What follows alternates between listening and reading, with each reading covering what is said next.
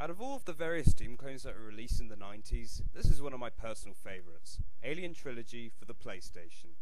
How well does it compete as a movie-based game as well as a Doom clone? Well, let's find out as I'm about to review it. Just like any other Doom clone, the shooting mechanics feel quite similar, and the graphics use 2D sprites and 3D backgrounds, but unlike other Doom clones, this game has a lot of original elements to make it stand out from the rest. For example, you have missions which don't just consist of clearing the area, but include objectives like destroying a certain number of crates or explosives, killing all the enemies, then clearing the stage. There are even a few levels which ask you to collect as many items as you can and reach the exit within the time limit. Think of them as bonus stages, but for items instead of points. The game also includes a pretty good range of weapons. When you first start, you have nothing but the cliché Doom pistol and shotgun to collect afterwards, but as you progress you'll be able to collect many different types of machine guns, a flamethrower, and even the trademark marine pulse rifle from the Alien movies.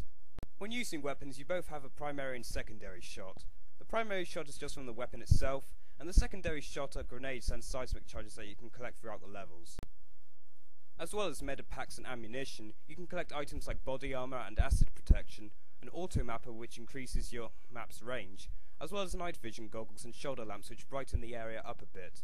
And believe me, you're going to need it for how dark these levels are.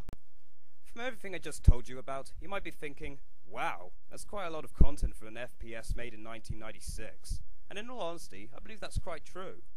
But if that wasn't enough, you also have 10 types of enemies to fight, and 30 levels spaced around the first 3 Alien movies to play through. Pretty impressive, huh?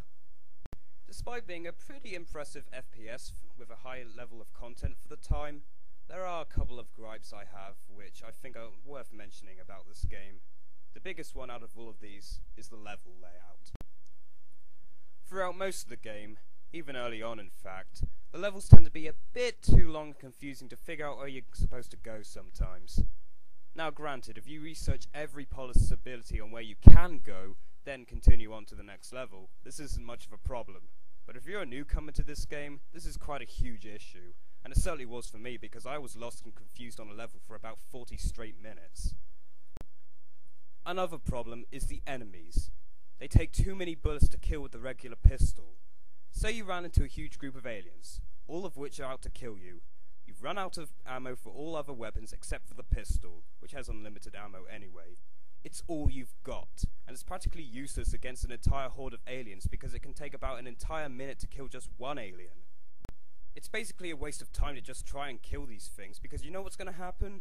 You're going to be backed up into a corner and killed within a few seconds anyway. Game over.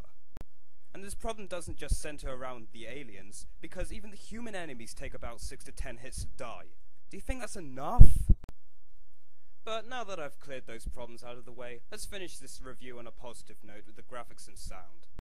What can I say? The graphics present a dark and menacing atmosphere just as much as the films, and the levels have some great lighting. The enemy sprites are well animated and detailed, however you're definitely going to notice some bad pixelation from the face huggers clinging to your face. But it's not a huge gripe and I won't deduct points for it. The soundtrack is absolutely brilliant for the atmosphere this game has. The tracks are either slow and piercing or fast and intense. Here's a sample from my favourite track.